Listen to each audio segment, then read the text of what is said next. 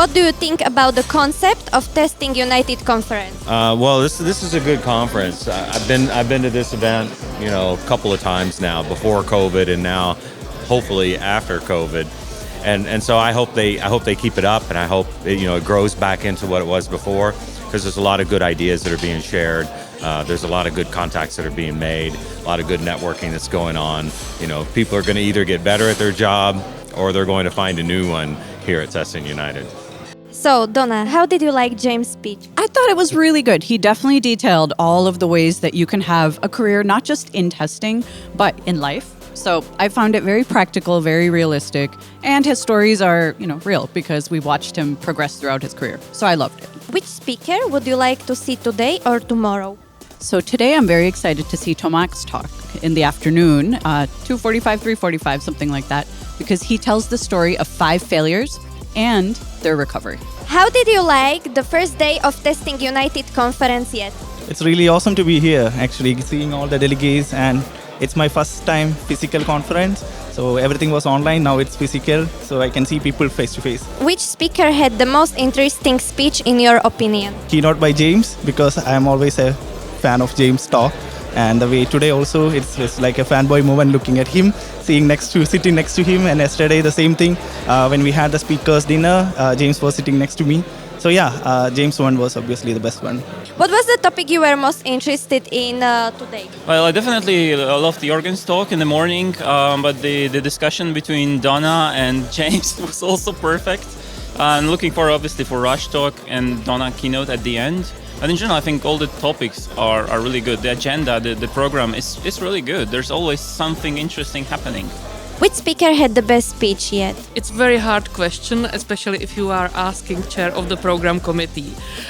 May I name all of them? Everybody was perfect.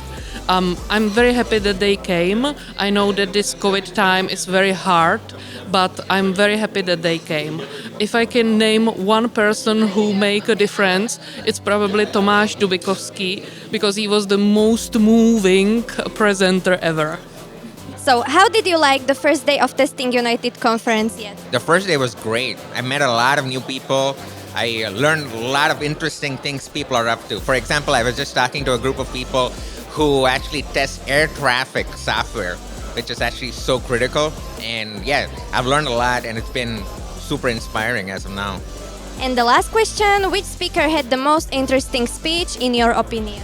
I think, Bjorn had a really great talk on DevOps, and it made you think about, okay, how are we doing testing currently? What do we need to change? So it gave a lot of things to think about. What was the topic you were most interested in? I really enjoyed Björn Borschot talking about DevOps testing.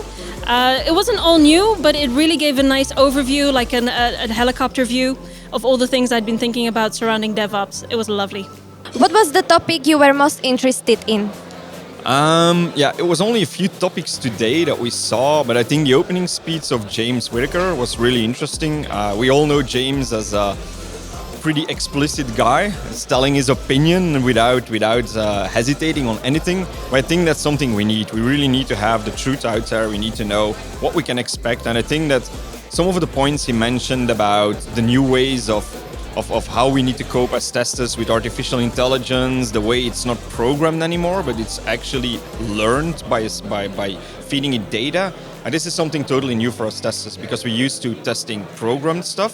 And now we need to focus or shift again towards, okay, how do we test these AI things? How do we do this? How do we know when something is good or wrong? And can we actually abuse the AI by feeding it false information so that we actually change the way it acts? I think that's going to be a very important question for us testers to answer in the coming years. So that's what I really liked about the opening keynote, actually.